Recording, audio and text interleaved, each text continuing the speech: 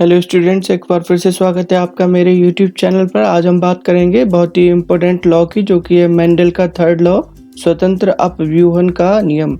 English में इसको law of independent assortment बोलते हैं।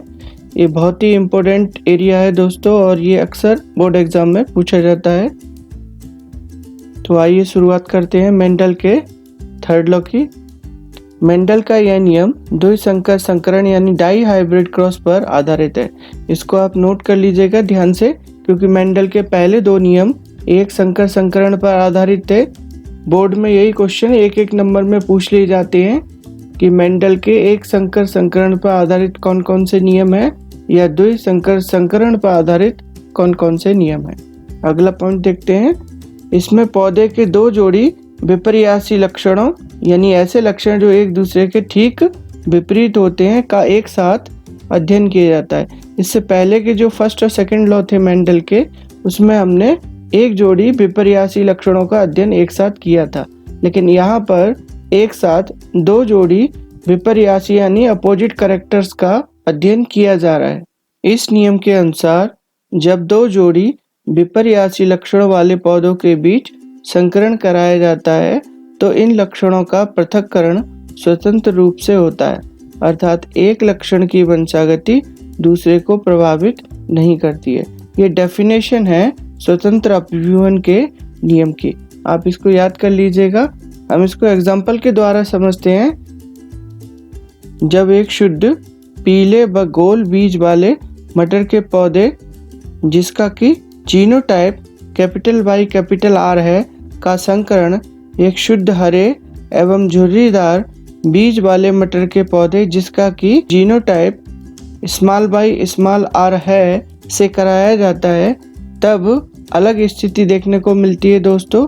उसमें क्या होता है, सबसे पहले जो F1 पीढ़ी बनेगी उसमें हमको जो बीज मिलेंगे वो गोल और साथ में पीले रंग के होंगे, जिनका कि जेनेटिक कॉम्बिनेशन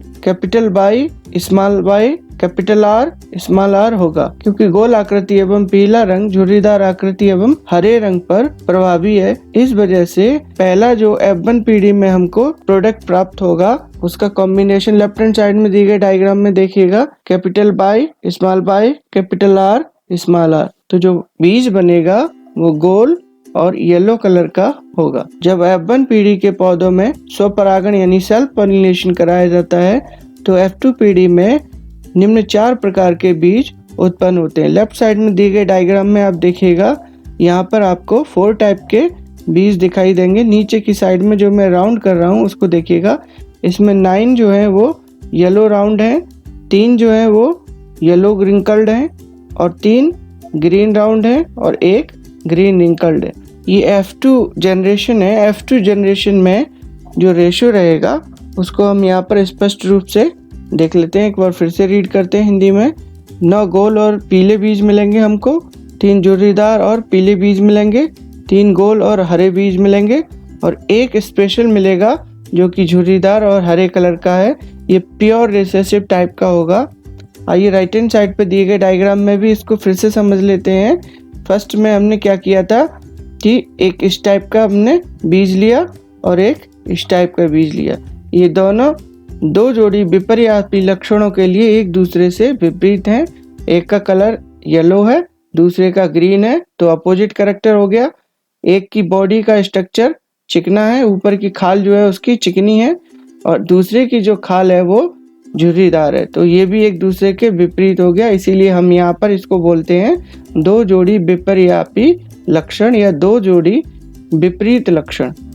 उपरोक्त चारों प्रकार के पौधों के लक्षण प्रारूप यानी फिनोटाइप 9:3:1 के अनुपात में होंगे। राइट हैंड साइड में दिए गए डायग्राम में फिर से देख लीजिएगा, ये जो F2 जनरेशन है यहाँ पर आपको 9:3:1 के अनुपात में नई जनरेशन आपको प्राप्त होगी।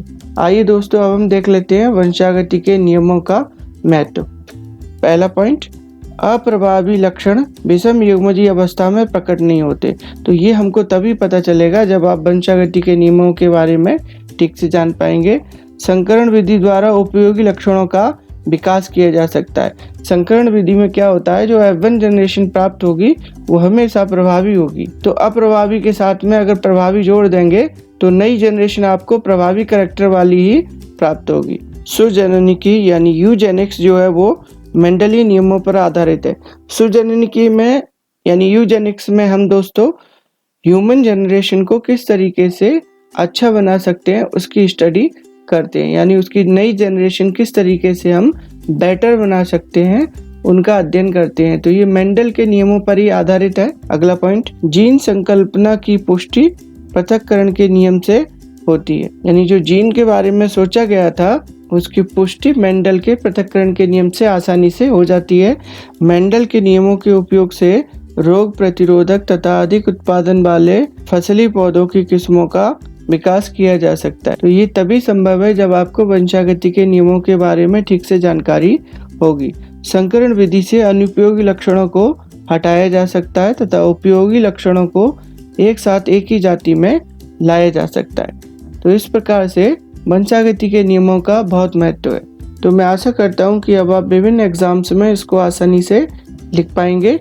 साथ ही साथ मैं आपसे रिक्वेस्ट करूँगा कि मेरे चैनल को सब्सक्राइब, शेयर और कमेंट जरूर कीजिएगा। Thank you.